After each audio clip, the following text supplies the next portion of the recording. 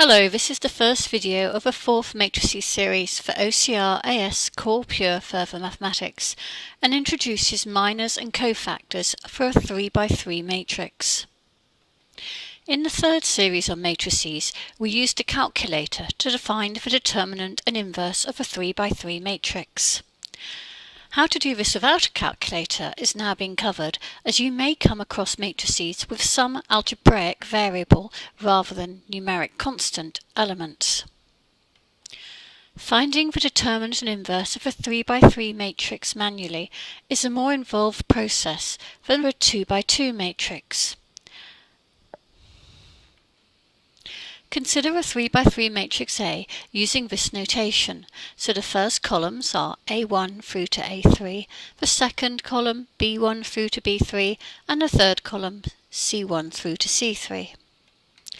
Part of the process of finding the inverse of a 3x3 matrix manually is by finding something we call minors and cofactors. The minor of a particular element of a matrix is found by eliminating the row and column of that element and finding the determinant, which may be positive, negative or 0, of a remaining matrix. For a 3x3 matrix, the remaining matrix will be a 2x2 matrix. A minor, together with its correct sign given in the matrix to the right, is known as a cofactor. You can see that the signs vary between positive and negative in a pattern. A cofactor is denoted by a capital letter. In this example, matrix P is given as shown. To find the minor of A1, we eliminate or, in effect, cross out the first row and the first column. In other words, the row and column associated with A1. This leaves us with a 2x2 matrix, which you can see is -3, 7, 4, 2. We work out the determinant of this as we did in previous videos, using AD minus BC in effect.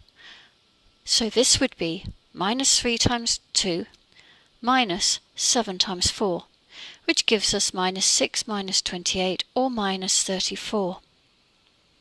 So this is the minor.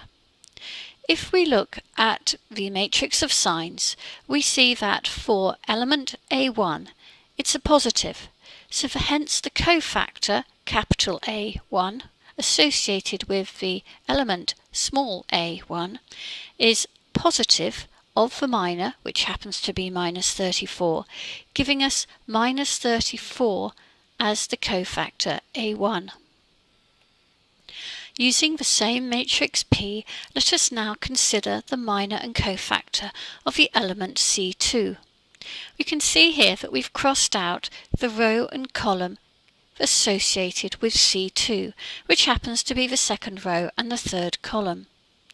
This leaves us a 2x2 matrix 3, 2, 6, 4. And once again, we work out the determinant as we would for any other 2x2 matrix, in effect AD minus BC, which gives us 3 times 4 minus 2 times 6, which ends up being 12 minus 12, which is 0. In this case, we would still look at the sign associated with that C2 element, and we can see from the sign matrix that that would be a negative. So the cofactor, capital C2, is negative of the minor value, which was 0, which is obviously still 0. Obviously, we could have perhaps left out that sign part, because 0 is 0, but we wanted to show you that this is the process to follow. In this example here, we are given A, as shown, and we've also written the matrix of signs off to the top right to remind you. If we needed to work out the cofactor for each element of the matrix A, we could do it as follows. So for example, we have that capital A1, or the cofactor associated with the element small a1. We would have crossed out the first column, the first row, leaving us the matrix 4, 5, 0, 6. We know that looking at the signs matrix that this is positive, so it's positive of 4 times 6 minus 5 times 0, which gives us positive 24.